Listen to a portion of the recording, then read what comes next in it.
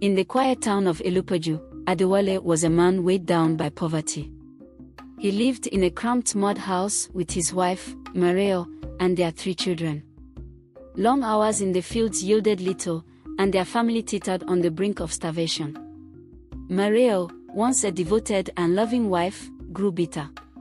"Is this the life you promised me, Adewale?" she often asked, her voice edged with frustration. Hard work with no results. Over time, desperation consumed Mareo. At night, she began sneaking out, meeting wealthy men who showered her with gifts in exchange for her company. At first, she justified her actions as a means to support her family, but she soon grew accustomed to the attention and luxuries.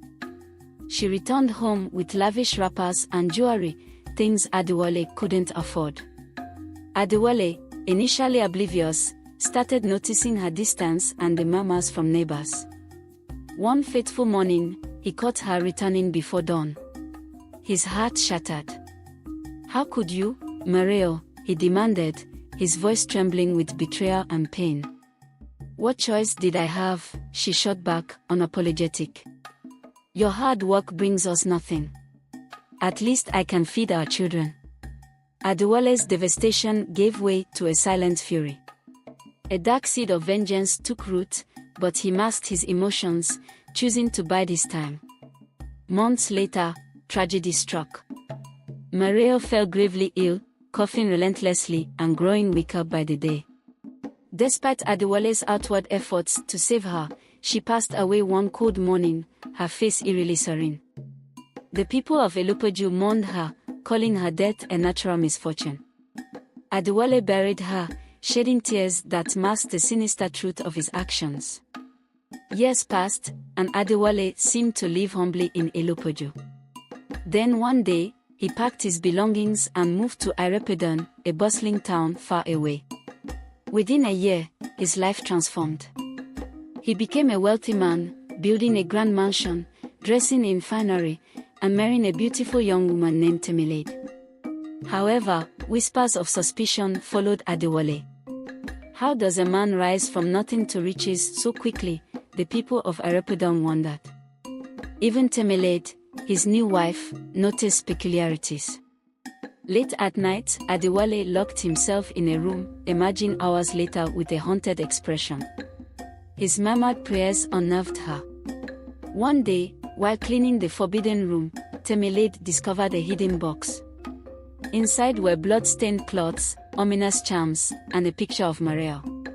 Horrified, she confronted Adewale. At first, he denied everything. But Temilade's persistence, combined with the weight of the rumors, broke him. Shaking with guilt, he confessed the horrifying truth. "The day I discovered Mareo's betrayal," Adewale began, his voice trembling, "I felt destroyed. I couldn't live with the shame, but I couldn't kill her outright. I visited a herbalist, desperate for a solution. The herbalist told me, her betrayal can be your gain.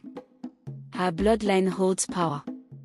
Let her die naturally, and no one will suspect a thing. I performed the rituals, tying Mareo's life to the spell. When she fell ill, I knew the curse was taking effect. Day by day, I watched her weaken, and when she finally passed, the wealth soon followed." Temilade, pale with shock, stepped back. "You sacrificed her for riches," she whispered. Adewale nodded, tears streaming down his face. "I thought it was justice for her betrayal. But now..." As he spoke, a chilling wind swept through the room. Adewale suddenly clutched his head, screaming. "She's here! She's here!" he cried, collapsing to the floor.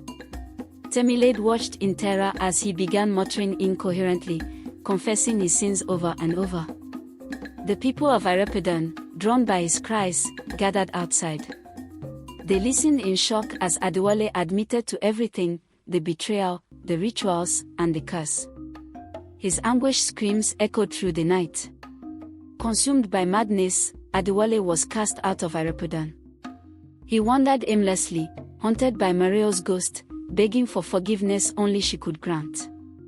Temilade, heartbroken and ashamed, left a cursed mansion and returned to her family. The tale of Adewale spread far and wide as a cautionary story. His wealth, born of betrayal and blood, became his greatest curse. True wealth lies not in riches but in peace, integrity, and the choices we make in the face of hardship. Share your thoughts in the comment section about the justice Adewale sought. Do you think he was right or wrong?